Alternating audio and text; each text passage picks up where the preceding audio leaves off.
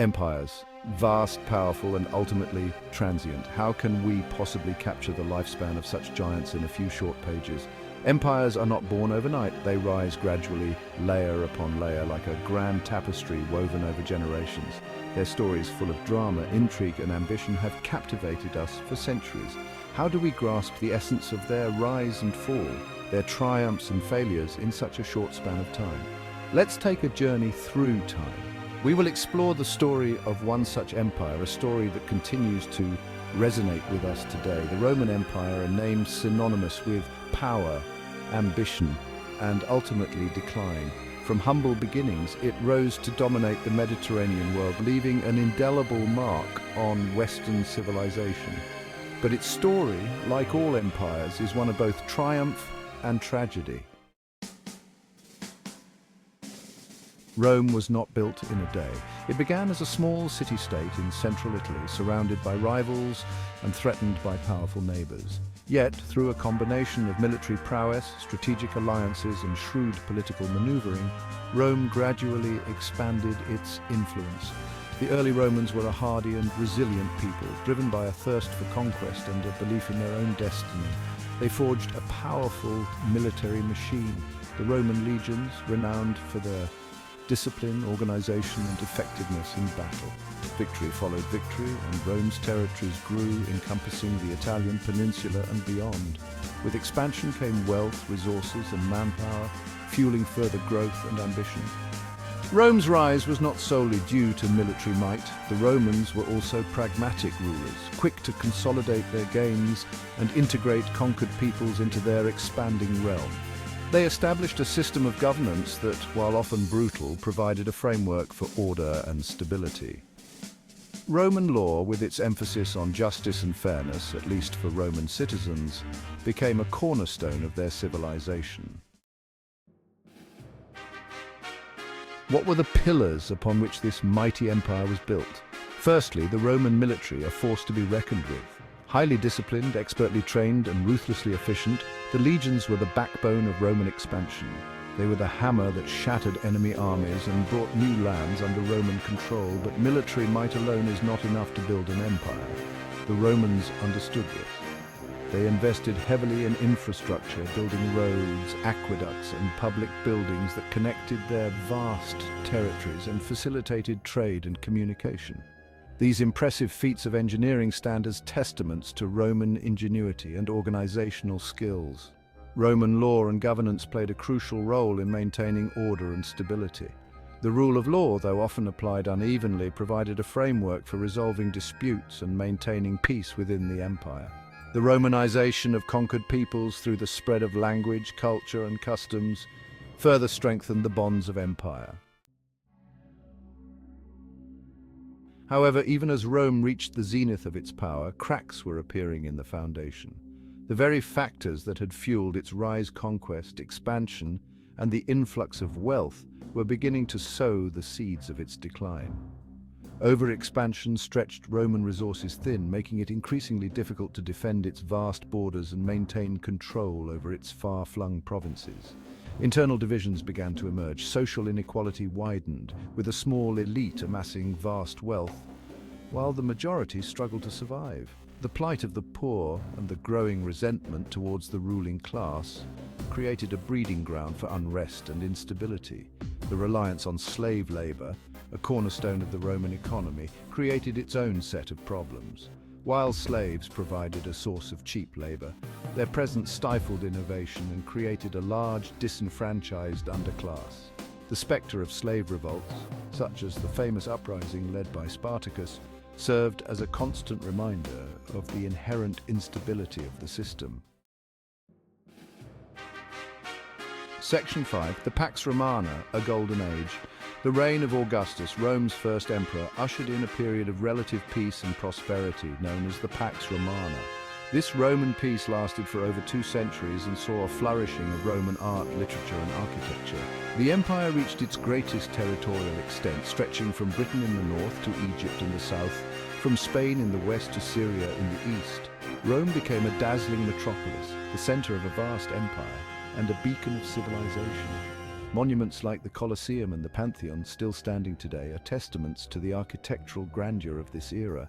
However, this golden age was, in many ways, a gilded cage. Beneath the surface of prosperity and stability, the seeds of decline continued to germinate. The empire had become too large, too complex, and too reliant on conquest and exploitation to sustain itself indefinitely. Section 6. Overreach and hubris, the beginning of the end. The reign of Marcus Aurelius, often considered the last of the 5 good emperors, marked a turning point in Roman history. His death in 180 AD plunged the empire into a period of instability and civil war. The Antonine Plague, which ravaged the empire during his reign, had weakened the army and decimated the population, further exacerbating the empire's problems. The following century was a turbulent one, characterized by constant warfare, both internal and external.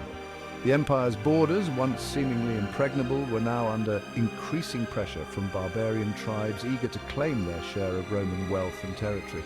The Roman legions, once the pride of the empire, were now a shadow of their former selves. Decades of civil war had eroded their discipline and fighting spirit. The recruitment of barbarian mercenaries, while providing a temporary solution to manpower shortages, further diluted the legion's effectiveness and loyalty. Section 7. The Fall, a slow burn into oblivion. The fall of the Roman Empire was not a single event, but a long, drawn-out process of decline and fragmentation. Internal decay, economic woes, and relentless pressure from external enemies all contributed to its demise. The empire was formally divided into western and eastern halves in 395 AD, a desperate attempt to manage its unwieldy size and address its many challenges. The Western Roman Empire, beset by economic problems, political instability, and barbarian invasions, finally succumbed in 476 AD, when the last Roman emperor, Romulus Augustulus, was deposed by the Germanic general Odoacer. The Eastern Roman Empire, later known as the Byzantine Empire, proved more resilient and survived for another 1,000 years before falling to the Ottoman Turks in 1453. The fall of Rome was a pivotal moment in world history, marking the end of an era and the beginning of the Middle Ages.